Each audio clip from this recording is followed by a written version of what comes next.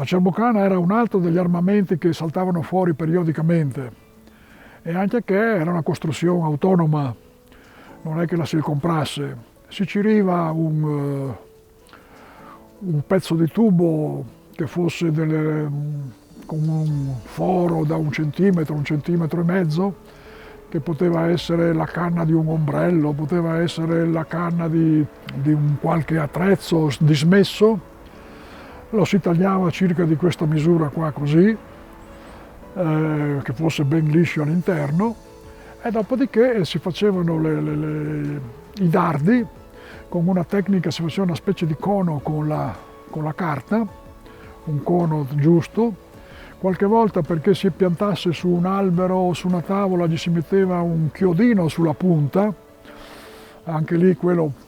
avrebbe potuto anche diventare un po' pericoloso se uno gli spara il dardo a qualcuno con la punta, ma serviva per far piantare, per esempio se si facevano delle gare con dei centri, no, a fare i punti, bisognava piantare, e allora lì ci bisognava mettere